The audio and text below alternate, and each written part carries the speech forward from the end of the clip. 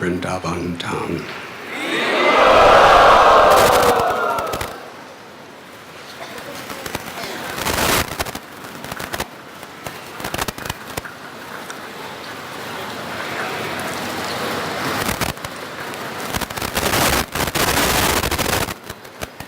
A devotee once asked His Divine Grace, A.C. Bhaktivedanta Swami Prabhupada, what was our qualification to receive the highest knowledge of the supermost, topmost realm of the spiritual world.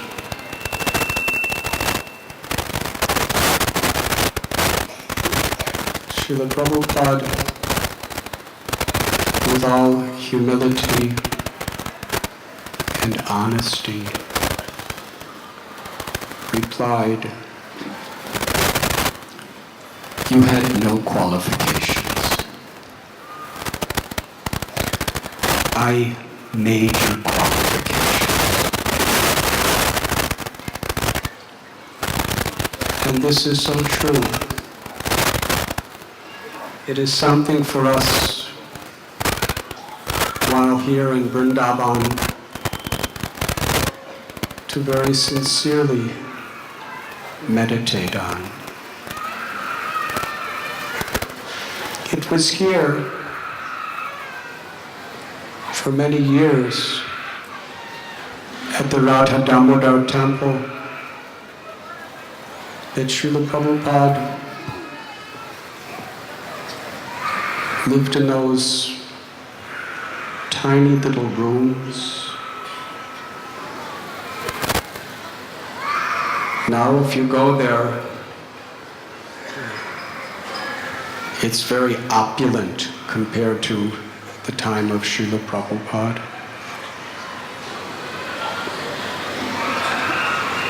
As he was translating Srimad Bhagavatam, writing purports, he was praying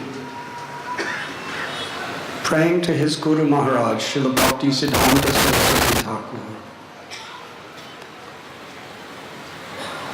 to Srila Rupa Goswami, Sanatana Goswami, Jiva Goswami,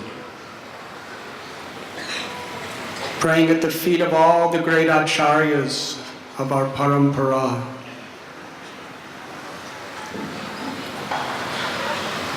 to help him, to empower him, to fulfill the desire of Lord Chaitanya, Lord Nityananda, Thakur Bhakti Vinod, and all of our acharyas. To bring this message of the love of Vrindavan as Lord Chaitanya taught it to the whole world.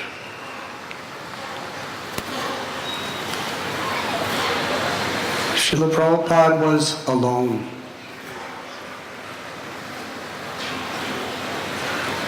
In one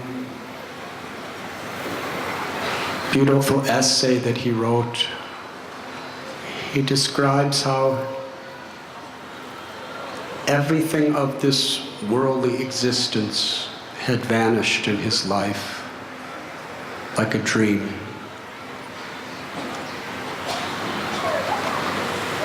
In fact, he gave everything up for the simple purpose of fulfilling the order of his spiritual master. We know the story in 1922 in Calcutta on his first meeting with Srila Bhaktisiddhanta Saraswati Thakur Prabhupada. He was given an order.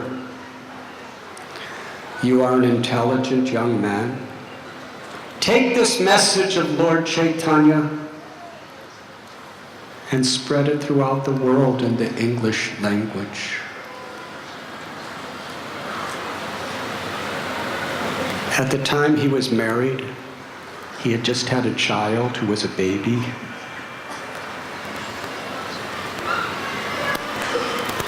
And no one had ever succeeded in the history of the world to successfully spread this message beyond the boundaries of India.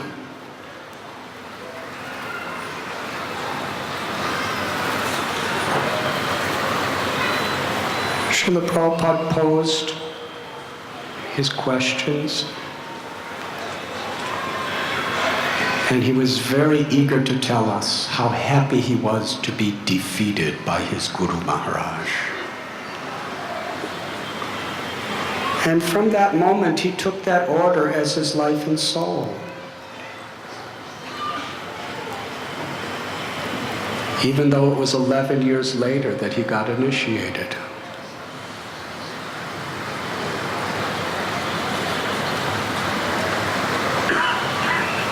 In 1959, he had recurring dreams of his Guru Maharaj, Srila Bhaktisiddhanta Saraswati Prabhupada, beckoning him to take sannyas for this specific purpose. September 17th, 1959, Srila Prabhupada took sannyas in Mathura at the Keshava Gaudiya Math. And interestingly, Bhakti Pragyan Keshav Maharaj asked Srila Prabhupada, who was getting initiated, to give a lecture. That doesn't happen often, that the people getting initiated are asked to give a lecture. And gathered there were Brijabasis, people who speak Brijbas, Hindi, Bengali. There was hardly a few people that knew a word of English. But Srila Prabhupada very enthusiastically gave a lecture in English.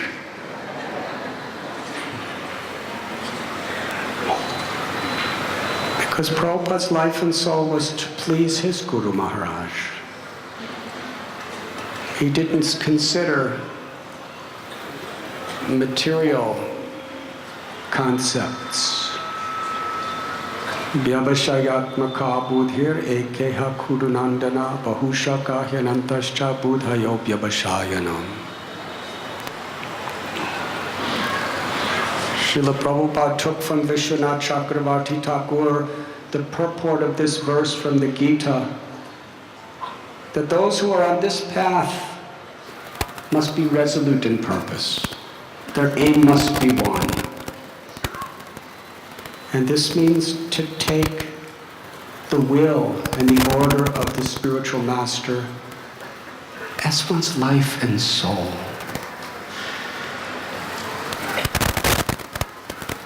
He left everything in the same mood that Lord Chaitanya loved everything. To give Krishna to the world.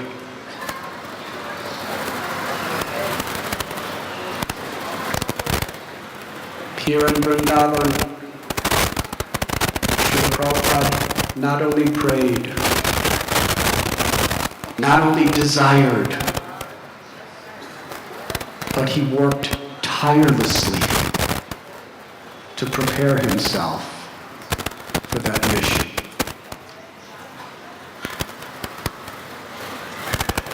And just before his 70th birthday, he boarded the Jaladuta in Calcutta. He said goodbye to Vrindavan. In one sense, this is very historical. I can't personally cite any references of history of a person at 70 years old with not good health at all to leave Vrindavan to go across 2 oceans and 3 continents to spread the message of Krishna. Most people retire to go to Vrindavan.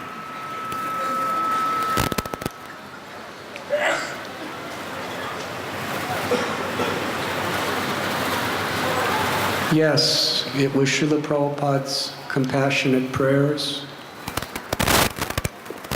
and his inconceivable sacrifice that was, is, and forever will be the qualification of people from all over the world to receive the message of Vrindavan in such a true, pure, and accessible form.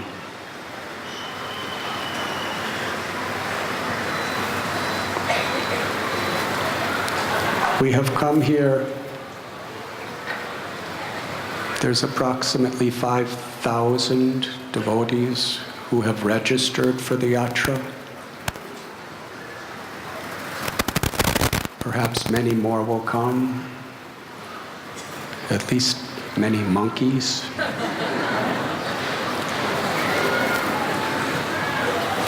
We can hear them.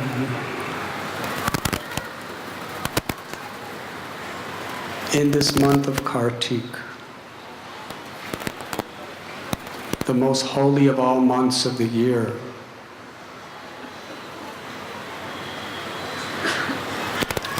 Kartik is the month that manifests and personifies the unlimited compassion of Krishna's eternal pleasure potency, Srimati Radharani. In Vrindavan, any devotional service performed has many, many times more potency to purify our hearts and connect us to Krishna than devotional service performed anywhere else. Of course, we must be very careful because offenses are also magnified here. And in this month of Kartik, whatever progress we make is magnified even beyond that many times.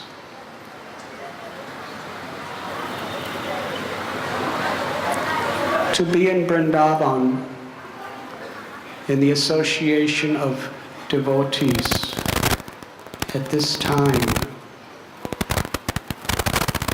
is an inconceivable good fortune that we should never think that we deserve. It has been given to us. It is a gift,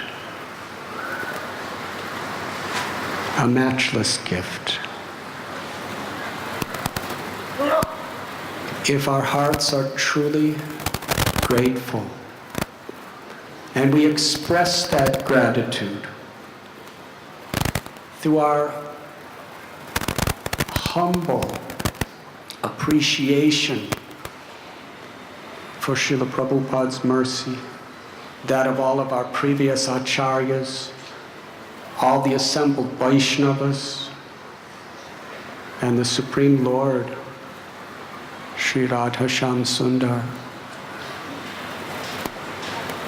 And we express our gratitude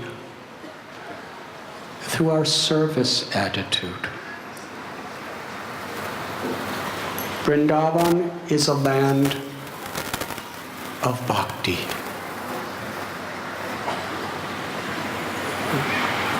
Rupa Goswami explains bhakti.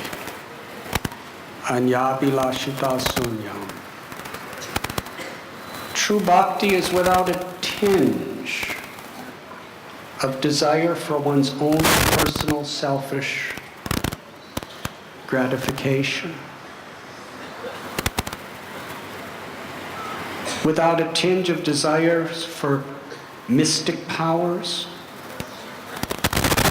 or even liberation.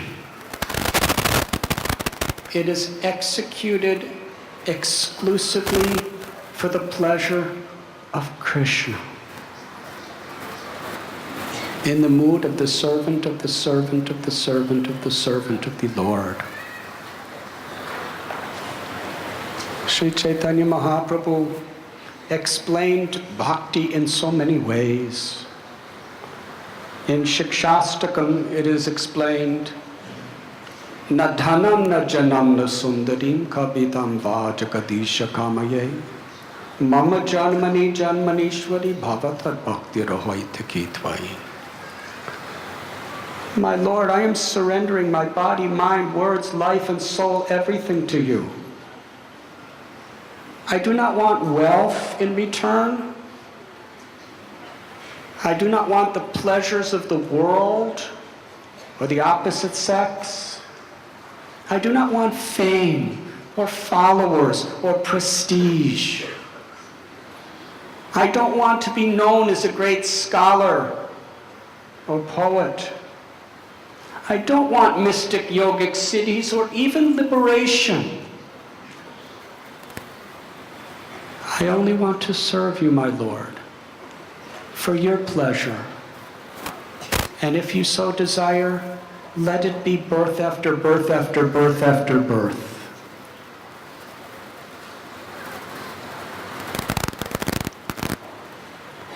Lord Chaitanya Mahaprabhu came to personify in his life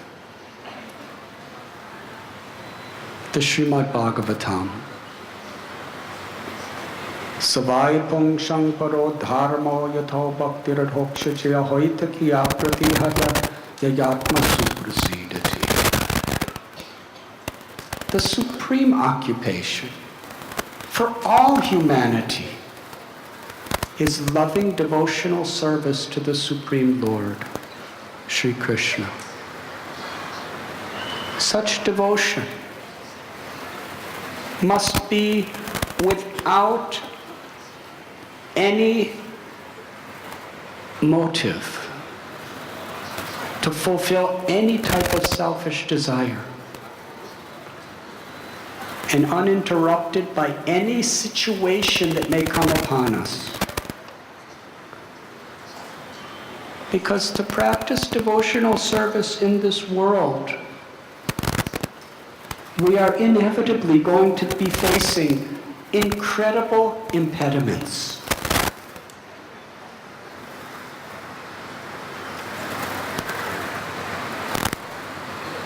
Because this world is made of dualities: pleasure, pain, honor, dishonor, fame, infamy, happiness, distress, victory, defeat, success, failure, health, disease, birth, death.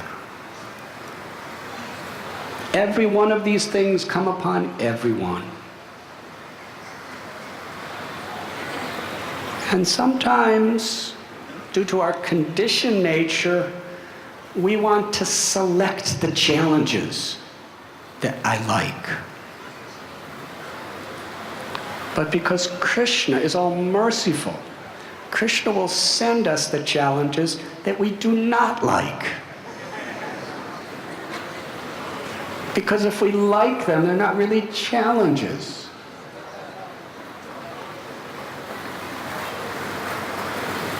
In Brihad Bhagavatamrita, when Gopakumar goes through all the difficulties of life and returns to the spiritual world, the Lord expresses to him, "My dear devotee, you have gone through so many hardships for my sake, and I welcome you home." And Krishna embraced him. All good qualities have their origin in Krishna in unlimited degree. Without a grateful heart, the seed of bhakti cannot really grow its roots deep or have the strength to go up and develop the fruits of love of God, prema.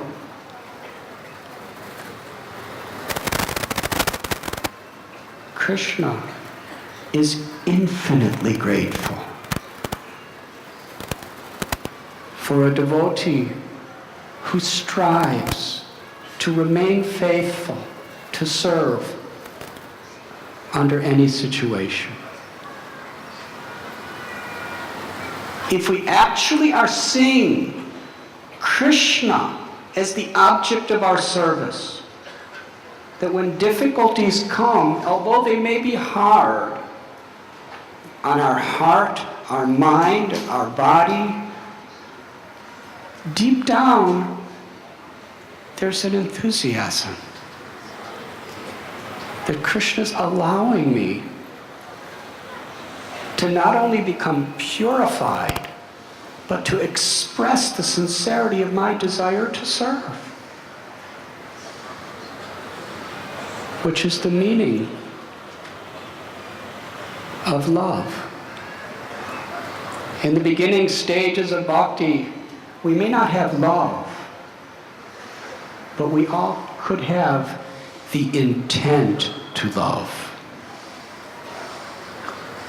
And that is what Krishna sees. That is what Krishna feels. Our intent to love him. Srila Prabhupada writes, Krishna does not see, or Krishna does not accept everything that is offered to him. But Krishna accepts the intent or the purpose in which it is offered.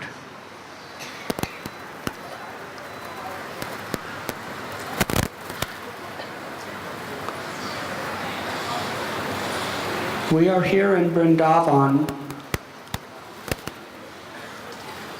because of blessings, because of grace. And we want to express that through our sincere, diligent prayers to serve with love. And Srila Prabhupada taught us Krishna consciousness in such a practical way. It's not just a theoretical, conceptual prayer we offer, but every moment of every day of our lives, there is opportunities to actually live by that prayer. By sincerely chanting the holy names, by trying to serve the Vaishnavas, by trying to spread this glorious mission that Srila Prabhupada risked everything for to the world. By reading Srila Prabhupada's books, Srimad Bhagavatam, Bhagavad Gita, by discussing these subjects with each other, by doing puja, whether we're worshiping the deities or sweeping the floor or distributing books or cooking, or just chanting the holy names sitting on a train or in a Bombay traffic jam. Every moment is an opportunity to practically express our gratitude. And that is how we make spiritual progress. Srila Prabhupada invited devotees from all over the world to come to Mayapur and to Sri Vrindavan Dham each year to associate one another, to absorb the infinitely merciful environment of bhakti that permeates this holy place. and to utilize our every moment to hear and to chant and to serve. This is the rule of the Yatra. It is not necessarily a rule that is enforced, but it is a rule that we should discipline ourselves with by our own free will. Every moment of life is precious. To be in Vrindavan in Kartik with thousands of devotees is supremely precious. Anything we do with sincere devotional service, Sri Vrindavan Dham is going to reciprocate with us. The eternal abode of Sri Sri Radha Shyam Sundar, where every speck of dust is Chintamani, every tree is a Kalpabriksha, and where the presence and the mercy of all the great acharyas is forever manifesting into the hearts of each and every one of us, whoever we are. Krishna does not see our material qualifications or disqualifications. Krishna does not see whether we're big or small, whether we're famous or nobody knows us at all, whether people like us or hate us. Krishna just sees the sincerity of our hearts and our will to serve and to chant the holy names. Hare Krishna, Hare Krishna, Krishna Krishna, Hare Hare, Hare Ram, Ram Ram, Hare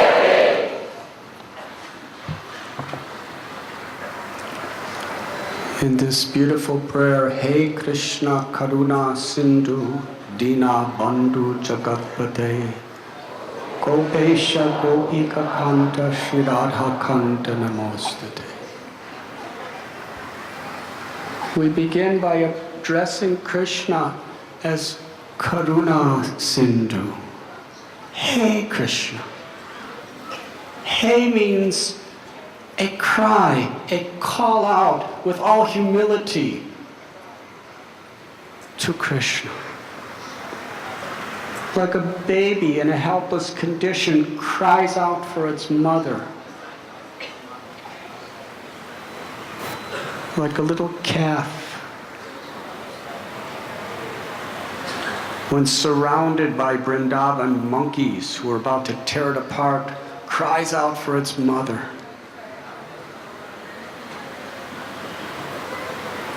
Hey Krishna. We cry out to Krishna, who is an ocean of kindness.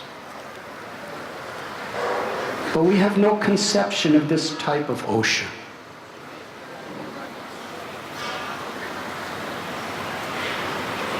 During Prabhupada's time, when you wanted to cross an ocean, you went by boat. Srila Prabhupada, 38 days from Calcutta to New York.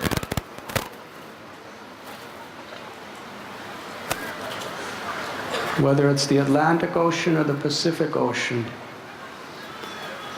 these are like tiny specks from a drop of water compared to this Karuna Sindhu. Because the ocean of Krishna's mercy, it has no bottom and it has no shores. It is infinite in all directions.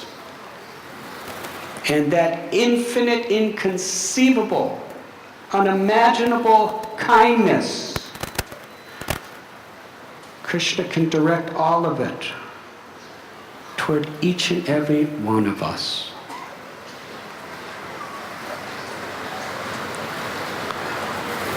In Bhagavad Gita, Krishna tells, Yada yada hi dharmasya glanir bhavati bharata abhyutanam adharmasya tadatmanam srijam yaham. that Krishna descends into this world many, many times in the course of history. Janma karma cha me divyam evam yo vedi tattvata tyaktva deham punara janma naiti mam eti sorajuna. And one who understands the transcendental nature of Krishna's appearance and activities in this world will never take birth again, but will attain the Lord's supreme abode. The Lord especially comes to reciprocate with the love of the devotees. And in this reciprocation, to attract the hearts of all fortunate souls back into this unlimited ocean of his love. The Srimad Bhagavatam explains many incarnations of the Lord from this perspective. We'll speak just a few of them. The Lord appeared as Matsya to reciprocate with the love of Satyavrat, a great king. The Lord appeared as a tiny little fish. Satyavrat just went to get some water from a little pond of water, and this little tiny fish was just covering a small part of his hand. And obviously he didn't eat fish. So he was about to throw the fish back in the water, and the little fish spoke. Not in a thunderous voice like the Ten Commandments, but a sweet little fish voice. I don't know how to speak like a little fish. But he spoke according to his size. King, don't put me in this water. There's so many big fish that will swallow me. Take me home with you. Satyavrat didn't know this was God. Of course, talking fish are not ordinary. So he took him home and put him in a nice little bowl. And suddenly the fish became as big as the bowl. So he threw him in a well, and fish became as big as a well. Threw him in a lake, and the fish became as big as the lake. Threw him in the ocean, and the fish said, now there's so many big fish that may swallow me. Now by this time, Satyavrat Maharaj was beginning to understand who this was. Matsyavatar appeared as a huge fish, and as they were blissfully sailing through this ocean of dissolution, of devastation, Matsya was reciting the Vedas to him. Very good lesson. That if we just please the Lord and accept the Lord's mercy, even in conditions of dissolution, devastation, or even death itself, the Lord will be there to protect us, to save us.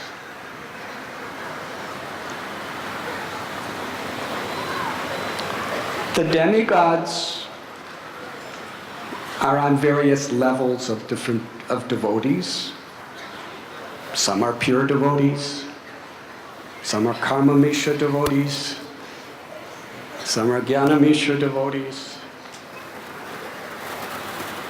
But the Lord gave them an order: churn the ocean of milk. So they were working to do it on the order of the Lord. And they had this giant mountain as the churning rod, and the mountain started sinking, sinking to reciprocate with the sincere service of his devotees. The Lord manifested himself as Kurma, a very large size tortoise. And he bore the entire weight of this massive mountain that all the devas and the asuras could not hold up. And as it was grinding on his back, he was feeling a pleasing scratch, because he had an itch on his back. He had an itch on his back just so that he could enjoy the service of his devotees. And then the Lord appeared as Varahadev. Lord Brahma is a great Vaishnava, a great devotee. On behalf of the rishis and the sages of the devas, Brahma prayed, the earth has sunk on the bottom of the ocean. There's nothing I or anyone else can do to save all the living entities on Mother Earth. In a helpless state, Brahma prayed to Vishnu. And Vishnu is transcendental. How he takes his birth. First of all, Brahma's a man, and usually people don't take birth from men. And second of all, he came out of Brahma's nose. Now, of all places to take birth, out of a man's nose. And he was just the size of a little tip of a thumb. And he came out, this sweet little boar this big, came out. Of course, Brahma was not our size. And then he grew and grew and grew and grew until he was massive like a mountain. He grew so big, he dove into the ocean and lifted up the earth on his tusks, just to show kindness to all of us. He dove into an ocean to show the ocean of his kindness. And the Lord appeared as Narasimhadev.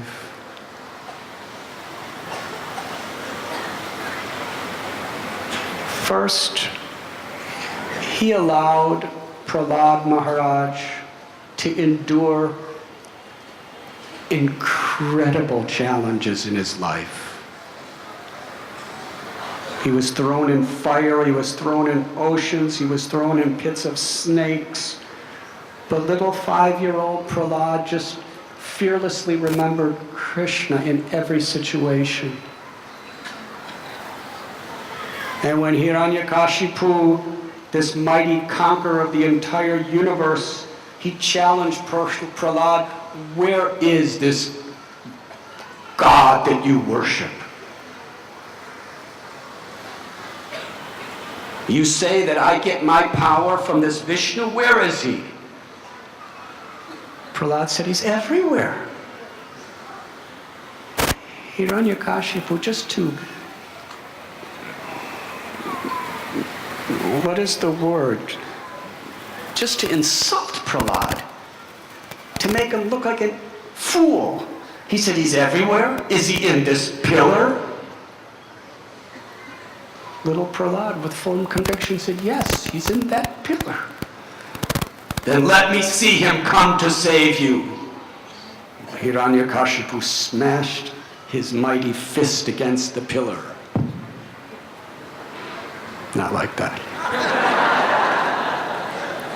And then he drew his sword to cut off little Prahlad's head. And Prahlad, with folded hands, fearlessly, Krishna, if you want to protect me, there's nothing anyone can do to kill me. And if you want to kill me, I'm happy to go. I'm yours. Maro birako bijo icha toha nityata sapratitua adhikar.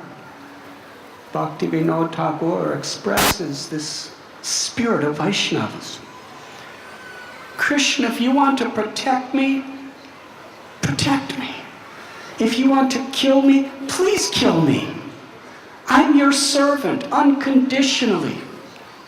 My body, my mind, my home, my everything belong to you.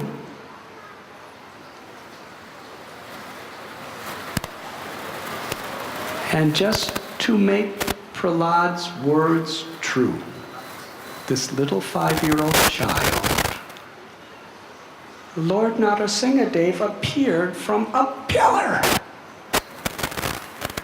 Incredible.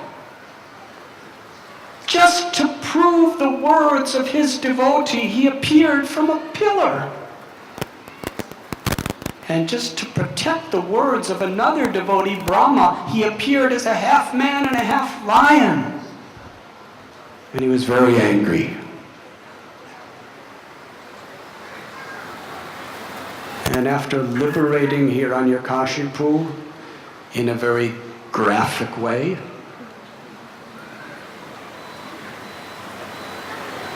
he was trembling with so much anger that Brahma, Lakshmi, the sages, the rishis, the devas, nobody could approach Narasimhadev. But then little Prahlad, compared to the demigods, he was very tiny. But with tearful eyes of love, he approached Lord Narasimhadev, and the Lord, by placing his hand on Prahlad's head, felt such ecstasy that the Lord's anger was conquered by his devotee's affection, and Lord Narasimhadev became completely peaceful. Reciprocation of love. For Vaishnavas, the killing of Hiranyakashipu is incidental in this story. The key feature is the love between Prahlad and our beloved Lord. And that Lord of our hearts has that same love for each and every one of us if we just follow in the footsteps of Prahlad. Mahajano yena kathasa panta. These stories are not just histories to study, to give lectures. These are stories that are meant to invoke infinite hope in our hearts of the Lord's relationship with you and me, and the potential that is there.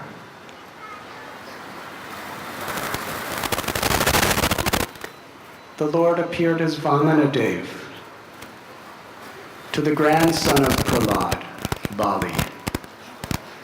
And first the Lord really tested him and even punished him. He came as a little dwarf and begged for 3 steps of land. Bali said, I'll give it. Sukracharya, his guru, said, I curse you to lose everything unless you withdraw this promise. Don't give him anything. So here's Bali Maharaj. He commits an offense to his own guru, who's furious and curses him. And then after giving him the 3 steps, Vamana takes 2, covers everything, and totally humiliates Bali. He's already conquered most of the universe. Now he's tied up with this snake rope, and he's a prisoner. And he's being tried. And the Lord has taken everything away from him, absolutely everything.